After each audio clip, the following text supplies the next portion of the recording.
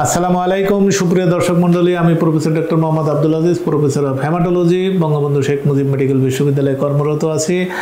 এবং আমি যে একটা বৈকালিক সেন্টারে কনসালটেশন করি যার নাম হেমাটোলজি সেন্টার, সেই হেমাটোলজি সেন্টারের পক্ষ থেকে আপনাদেরকে আন্তরিক অভিনন্দন ও শুভেচ্ছা জানাচ্ছি। আজ বাংলা নববর্ষ 1432, ইতিহাসের পাতায় পহেলা বৈশাখ। এই বৈশাখের সাথে বাংলার ইতিহাস জড়িত, এখানে কৃষ্টি কালচার জড়িত, তার আবেগ জড়িত, বাঙালির আবেগ জড়িত। যে আবেগে ভাসমান হয়ে আমরা প্রতি বছর পহেলা বৈশাখে রমনার বটমূলে যে হাজির হই, সেখানে অনেক উৎসবমুখর পরিবেশে বিভিন্ন ধরনের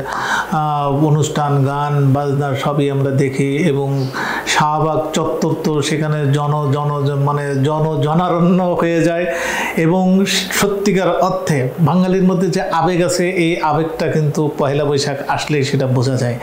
এবং সেই আবেগের সাথে ভর করে আমরা হয়তো পুরোনো দিনের স্মৃতিতে, আমি আমার যখন গ্রামে ছিলাম সেই গ্রামেও আমি দেখি যে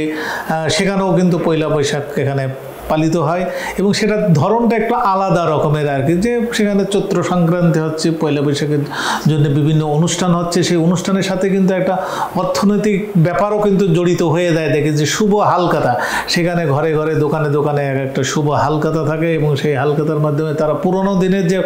বাকি যে পুরোনো দিনের যে পাওনা, সেই পাওনাগুলো তারা সেখানে আদায় করে এবং এটা সবই কিন্তু একটা উৎসবমুখর পরিবেশে ও আবেগের মধ্য দিয়ে হয়ে থাকে আর কি।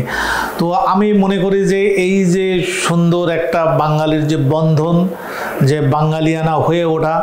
সেই আমাদের পয়লা নববর্ষেই আমরা সবাই এই উৎসবমুখর পরিবেশে থাকি এবং সেই উৎসবমুখর পরিবেশে থাকার জন্যে আমি মনে করি যে আমাদের যারা পেশেন্ট আছেন, আমাদের যারা তাদের অ্যাটেন্ডেন্স আছেন এবং আমাদের দেশবাসী সবাইকে আমি এই বাংলা নববর্ষের শুভেচ্ছা জানাচ্ছি। আপনারা সবাই ভালো থাকুন, আপনারা সুস্থ থাকুন। আপনাদের সাথে কথা হবে অন্য আর একটি ভিডিওতে।